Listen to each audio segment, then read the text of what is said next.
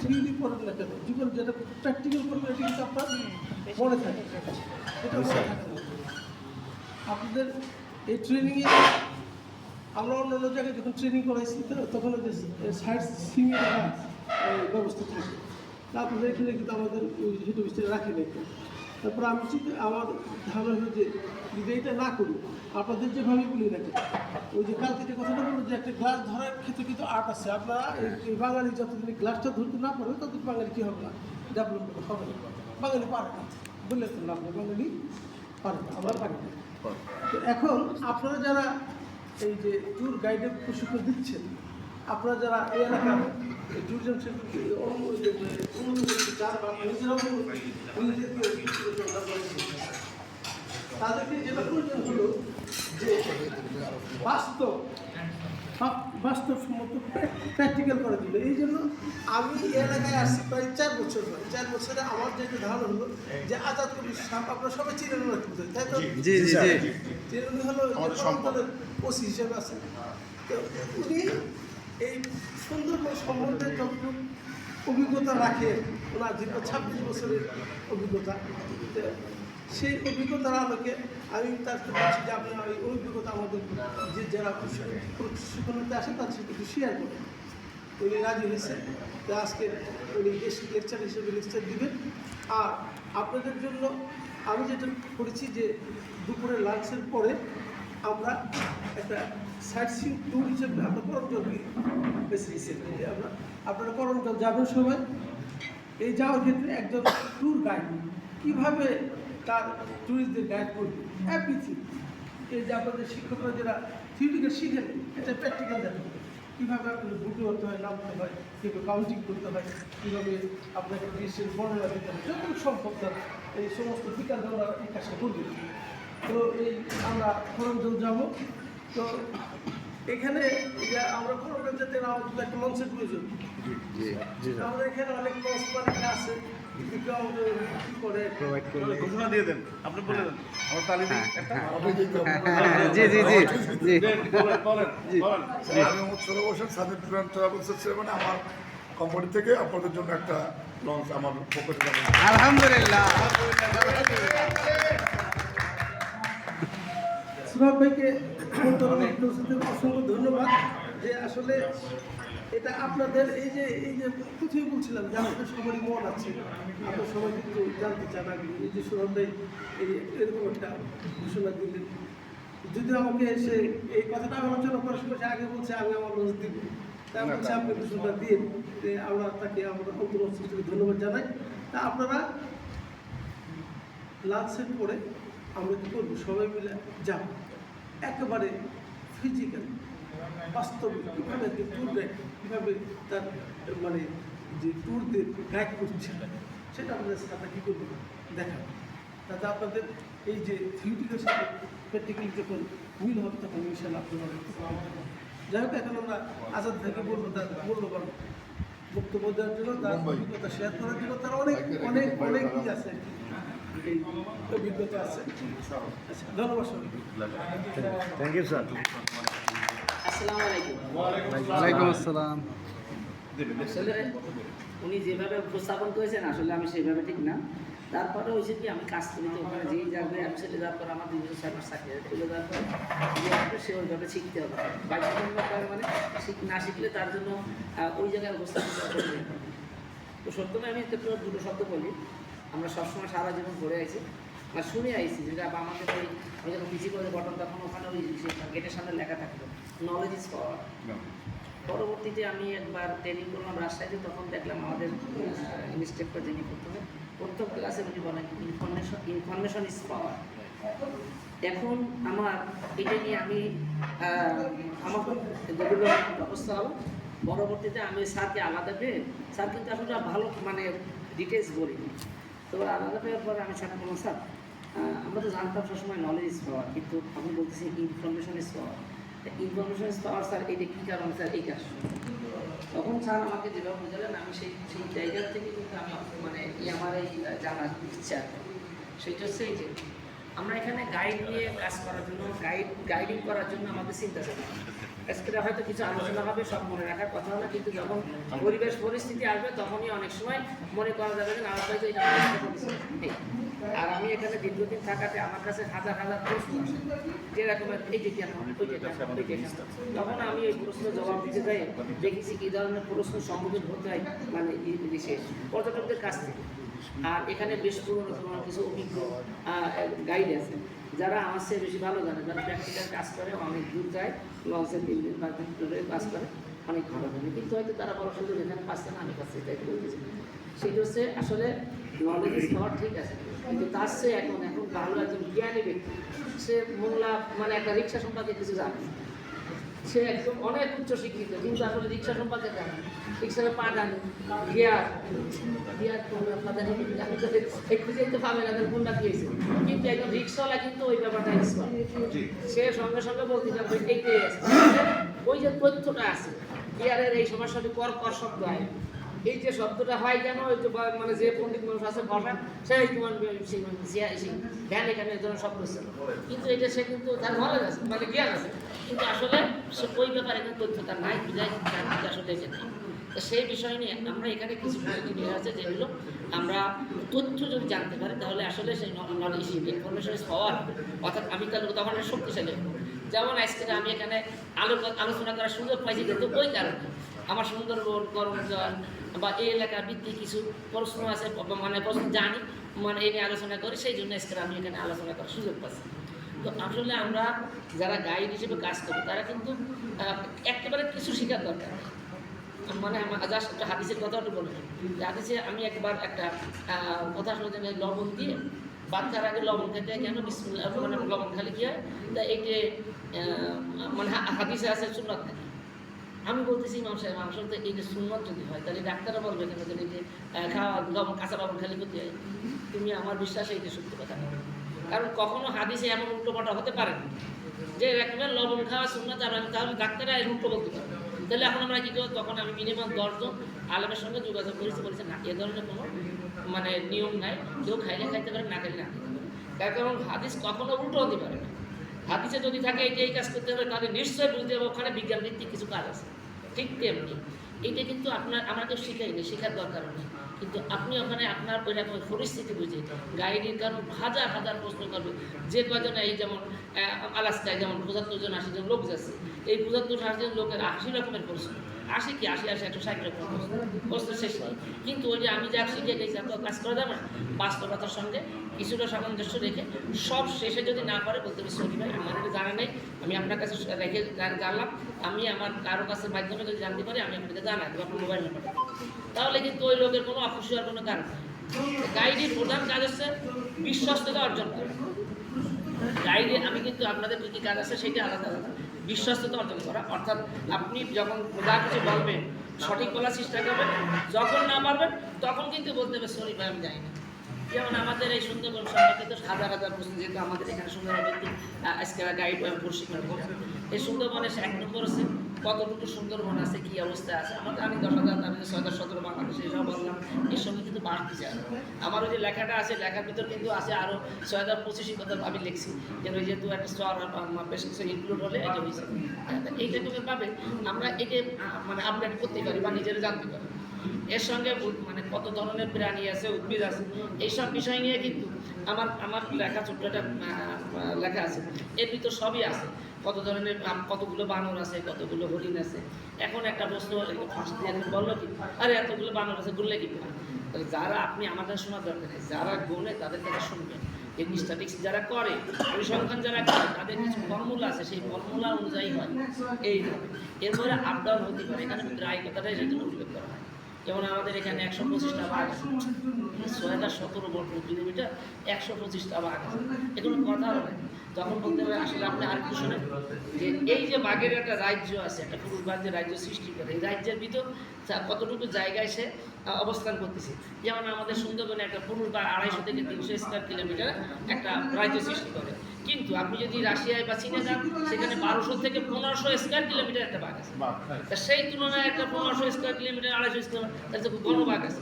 এই যে মানে টেরিটরি বা রাজ্য কেন হচ্ছে এইটা বলা জানতে পারলে তো বলা যাবে যে আপনি যদি ওই রাশিয়ার কথা চীনের কথা না জানেন, ওই জায়গার তথ্য যদি আপনার কাছে না থাকে তাহলে তো আপনি খালি বলেন আসলে তো মাত্র 125টা বাঘ কি হচ্ছে না সে বাকি কুমির দাও শেষ হয়ে গেল।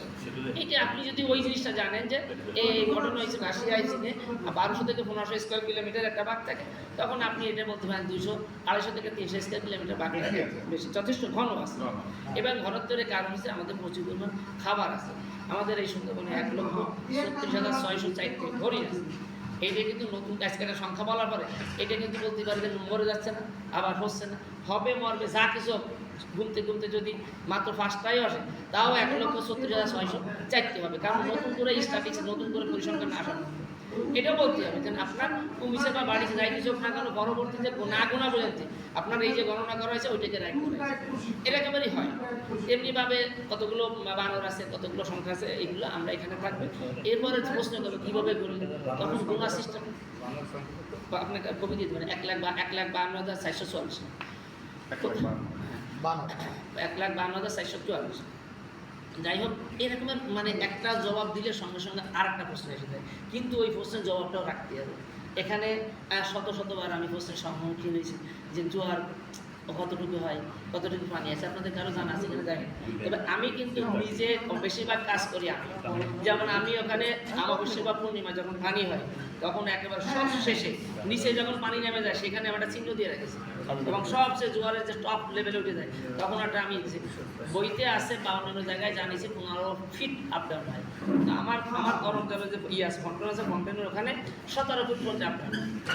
একেবারে বাটার শেষে যখন যায় তখন ওখানে চিহ্ন দিলে, আর জোয়ার যখন পাবে ওটা তখন এইটা হচ্ছে 17 ফিট দিবে।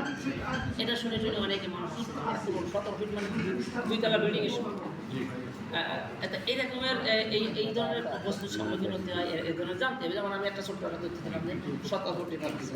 এই জোয়ার ভাটা কেন হয় এটাও অনেক সময় প্রশ্ন থাকে, আর সুন্দরবনের গাছপালা নিয়ে প্রশ্ন থাকে। তা বন্যপ্রাণী নিয়ে বাঘ নিয়ে বেশিরভাগই আমি এখানে আমাদের এখানে কাজ করা আছে, আমি কুমির নিয়ে কাজ করি। এখন কুমির প্রজনন কেন্দ্র কেন হলো এটা নিয়ে একটা প্রশ্ন থাকতে পারে।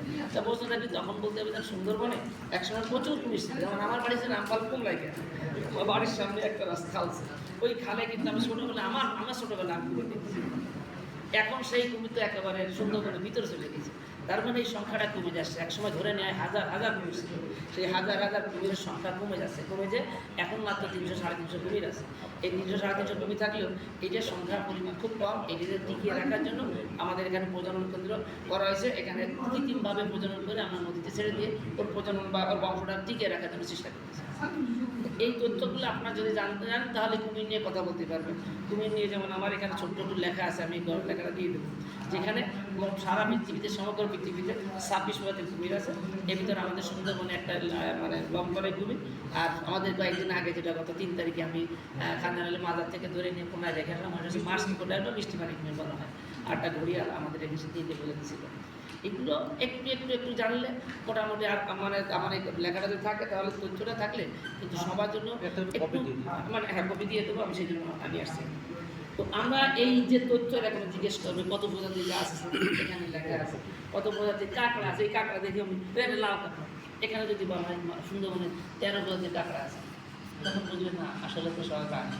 তারপরে কোন একটা প্রজাতির কাঁকড়া খায়, ব্ল্যাক ক্রাব, কালো মানে কাঁকড়া যেটা ওদের বড় কাঁকড়া যেটা, এইগুলো খায়, ওগুলো আমাদের দেশে এখনও খায় না বা ব্যবহার করা হয় না। তো এরকমের যখন আপনি বন্য শুকর নিয়ে কাজ করবেন বা কথা বলবেন, কিন্তু হতে পারে দেখা হলো বা দেখা হলো না। এখন দেখবেন ওই হরিণীর পায়সাপ কোথাও নামিয়েছেন, আমার পরে দেখবেন এখানে হরিণ হেরে গেছে। আপনি হরিণী পায়সাপ দেখলেন, পাশে কিন্তু 8টা কায়দা করে দেখলেন, ওটা বন্য শুকরের পায়সাপ। আপনি কীভাবে চিনবেন? চেনার উপায় হলো কি, হরিণী যেটা খুঁট থাকে, দুটো খুঁট যায়, এইরকম মিশে গেছে, এখান থেকে এটা মিশে গেছে। আর যখন শুকরে পাইছে ওই জায়গায় পায়সাপ থেকে যদি ফাঁকা হয়ে যায় তখন বুঝতে পারি এটা শুকরে। এর ভিতরে যাচ্ছে, হঠাৎ করলাম যে এই হরিণ, তখন আপনি দেখলেন এর ভিতরে একটা বন্য শুকরে পায়সাপ আছে। আস্তে যাই জিজ্ঞেস করলেন, বললেন কি আসলে সব হরিণ না, এই তো বন্য শুকরে পায়সাপ। কী হয়ে বুঝলেন? সবই একই পায়সাপ। আস্তে তখন আস্তে আস্তে বলতে এই দেখেন এটা তো ফাঁকা হয়ে গেছে আর এটা মিশে গেছে, এই জন্য এটা হলো। তখন বললেন না আসলে আর ভালো না। আসলে প্রমাণ করতে হবে, আপনার বিশ্বাস আনতে হবে যে উনি ভালো জানে এবং যা বলতেছে এটা সঠিক সত্য। এখানে বাঘের সংখ্যা বলা হয়েছে যে কোনো সময় 441টা বাঘ আছে, তখন বলতে হবে হ্যাঁ 441টা বাঘ ছিল, বাঘের সংখ্যা কমে গেছে। আসলে তা না। কেন কমে যাচ্ছে? তখন 441টা গুনেছিলাম কীভাবে? তখন পায়ের চাপ দিয়ে গুনেছিলাম। সুন্দরবনে পায়ের চাপ দিয়ে আমরা 2004 সালে, সাল কত 2004 সালে পায়ের চাপ দিয়ে গুনেছিলাম। এই এখন সুন্দরবনের মাটির ক্ষেত্রে একটু পার্থক্য আছে, কোথাও নরম আছে কোথাও শক্ত আছে। একই বাঘের পায়ের চাপ নরম জায়গায় বড় হয়ে গেছে, আবার এসে শক্ত জায়গায় ছোট হয়ে গেছে। কিন্তু আমরা তো বাঘ আলাদা করতে পারি। পরবর্তীতে দেখা যাচ্ছে যে আমরা একবার বাঘে 2 বা 3 বার কমানো হতে পারে, যার জন্য এটা সঠিক ছিল। কিন্তু এখন দেখেন পৃথিবীতে 807 কোটি লোক আছে। এই 800 এটা কিন্তু একটা ইনফরমেশন, 807 কোটি লোক আছে। এই 807 কোটি লোকের কিন্তু এই ফিঙ্গারপ্রিন্ট যেমন আলাদা, তেমনি বাঘের গায়ের ডোরাও আলাদা। বলতে হবে যে এই বাঘের গায়ের ডোরা আলাদা, একটার সঙ্গে একটা মিলে না। এখানে সুন্দরবনে ভর্তিতে বাঘের ছবি তুলে আছে, তুলে দরকার হলে এই কাগজ, এরকমটা কাগজ থাকলে ফটো বই থাকলে দেখেন এইভাবে, তখন বলবে আসলে সব, তাহলে আপনাদের গুণাটা ঠিক আছে। কিন্তু আপনি এই বাঘ যে একটা বাঘ 2-3 জায়গায় কোনো হলো না, কীভাবে কী হবে? তখন এর প্রসেসটা আছে, এখানে সিস্টেমটা বলা আছে যে আমরা 5 স্কোয়ার কিলোমিটার করে একটা গ্রিড করেছিলাম। গ্রিড তারপরে ওর ভিতরে একটা টোপ দিয়েছিলাম। একটা বাঘ সাধারণত স্ত্রী বাঘ হচ্ছে 30-40 কিলোমিটার পর্যন্ত থাকে। ওর ভিতরে আমরা অন্তত কমপক্ষে 5 স্কোয়ার করে হলে 7টা-8টা করে মানে গ্রিড পাইছি। ওর ভিতর তাকে আমি 7-8 বার করে পাইছি। ওখানে একবার ক্যামেরা বসায় খাবার দিচ্ছি, সেখানে 40 দিন পর্যন্ত আমার রাখা হয়েছে। একটা বাঘের ছবি 1012 পাই গেছে, কিন্তু বাঘ এখানে আমার ডিটেলস এভাবে লেখা। এই যে ইনফরমেশনগুলো যদি আপনার কাছে থাকে তাহলে কিন্তু আপনি ওটা বলতে পারলেন, তখন আপনার প্রতি একটা বিশ্বাস আসবে না আসলে জানেন। এরপরে এমন একটা প্রশ্ন করলো, উদ্ভট প্রশ্ন, বললাম এটি গিয়েছে, তখন করতে হচ্ছে আমার সরি আমার জানা নেই, আমার এটা আমি জানা নেই। তবে আপনি প্রশ্ন করলেন, আমি চেষ্টা করব বিষয়টা জানার। এখানে জোয়ার ভাটা হয়, তারপরে বেশি এই নদী আমাদের এখানে কিন্তু জোয়ার ভাটা নিয়ে অনেক প্রশ্ন।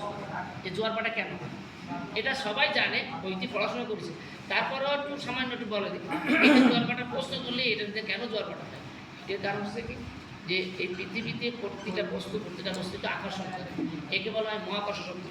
আমাকে এই বোতলটা টানতেছি, আমি বোতলকে টানতেছি, এই বোতল মোবাইলকে টানতেছি, আবার সে তাকে টানছি, এরকম পরস্পরের যে টান, এই টানটা আছে এগুলো মহাকর্ষ শক্তি। আর পৃথিবীতে যে টান দেয় এই মহাকর্ষ শক্তির বলে এই যে পৃথিবীর পরে এখানে যেটা থাকলো আর উপরে যে চাঁদ সেটা হলো কাছাকাছি, তখন এই যে টান দিয়ে ওই জায়গায় ফুলে ওঠে। কীভাবে ফুলে ওঠে? সে ধরে এখানে কিছু লোহার গুঁড়ো ছড়াই দিলাম, লোহার গুঁড়ো ছড়াই দেওয়ার পরে আপনি এখানে শক্তিশালী একটা চুম্বক ধরে টান দিলে একটা আশেপাশে গায়ে এদিকে আসছে, আর আপনি সরাবেন ওই লোহার গুঁড়োগুলো তো ওই দিকে ওদিক সত্যি থাকবে। এই যে সরতিছে ওই জায়গায় যাচ্ছে, ওই জায়গায় কী হয়ে যাচ্ছে? জোয়ার হয়ে যাচ্ছে। আর যেখান থেকে সরে যাচ্ছে ওখানে ভাটা এরকমভাবে আপনি যদি একটু নলেজ একটু খাটান দেন এই কারণ হতে পারে। এছাড়া আরও একটা জিনিস আছে, আপনারা অনেকে জানেন যেমন আমাদের এই মোংলা যে নদীটা ঘষিখালি চ্যানেল, এই চ্যানেলটা কিন্তু বুঝে যাচ্ছে আর কি, অর্থাৎ পলিমাটি পড়ে পড়ে সিলেট হয়ে যাচ্ছে। তো এইটা কেন হয়? এইটা হওয়ার কারণ হচ্ছে এখানে দোটানা খাল। এখন দোটানা খাল কেন বলে? মানে আপনি জাস্ট এরকম যদি থাকেন, এরকম ইনফরমেশন যদি থাকে, দোটানা খাল কাকে বলে? সে ধরে সবসময় সূর্য বা চন্দ্র কিন্তু এই সাইড দিয়ে আমরা দেখতে পাই। তা যেখানে চন্দ্র থাকলো, এই চন্দ্র কাছাকাছি যায় পৃথিবীর, এই জন্য সূর্যের প্রভাবটা কম থাকে, চন্দ্রের প্রভাবটা পড়ে। চন্দ্র যখন ওখানে থাকবে তখন কিন্তু সে এখান থেকে বলেশ্বর নদী করবে। এই যে চ্যানেলটা আছে, বলেশ্বর থেকে সুন্দরবন সমুদ্র আছে, আমাদের পশুর থেকে সুন্দর ইয়ে আছে, এখানে সমুদ্র আছে। এই যে বলেশ্বর নদী ওই জায়গা থেকে যখন ওখানে জোয়ার হয়ে যাচ্ছে, ওখানে পানিটা এদিকে চলে আসছে, কত সময় আসতে থাকবে? এই করতে করতে শুধু চন্দ্র কিন্তু আস্তে আস্তে অর্ধেক চলে যাচ্ছে, অর্ধেকের পরাজয় চলে আসবে, সে কিন্তু এই সাইডে ফুলে উঠবে। তখন কিন্তু জোয়ার হচ্ছে, কিন্তু জোয়ারের কোন সাইডে প্রভাব পড়তেছে? তখন ওই সাইডে প্রভাব না, প্রভাব পড়তেছে এই সাইড দিয়ে, অর্থাৎ জোয়ারের অর্ধেকটা ওই সাইড দিয়ে আসছে, এর পরের অর্ধেক এই সাইড দিয়ে যাচ্ছে।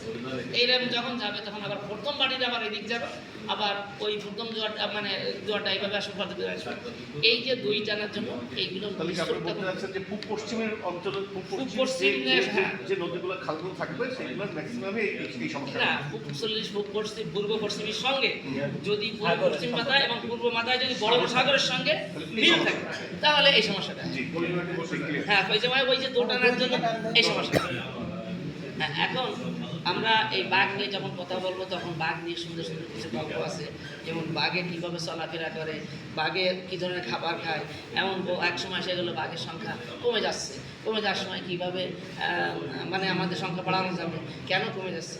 কুমির নিয়ে যে কথাটা বলছিলাম যে কুমিরের সংখ্যা কমে যাচ্ছে, কমে যাওয়ার পিছনে যে কারণগুলো আছে এই কারণটা জিজ্ঞেস করা যায় প্রতিবেদন থেকে হাজার হাজার কুমির ছিল, কেন এটা কমে যাচ্ছে। এই কমে যাওয়ার পিছনে অনেক কারণ থাকলে বড় কারণটা সেটা হচ্ছে পানির বৃদ্ধির জন্য, অর্থাৎ জলবায়ু পরিবর্তনের ফলে পানির উচ্চতা বৃদ্ধির জন্য। যেমন ওই কুমিরে বা এসে যখন ডিম পাড়ে, তা ডিম আগে কিন্তু আসলে আমরা দেখছি এলাকায় আমরা যারা আছি আমরা কিন্তু দেখছি এই জায়গায় কিন্তু সাধারণ জোয়ারে যে বলতে পানি না উঠতো, বন্যায় যে সময় পানি না উঠতো, এখন সাধারণ জোয়ারে সেই সব জায়গায় পানি উঠে। এই যে জোয়ারে পানি উঠে যাওয়ার ফলে ওখানে যে ডিম পাড়িছে বাসা তৈরি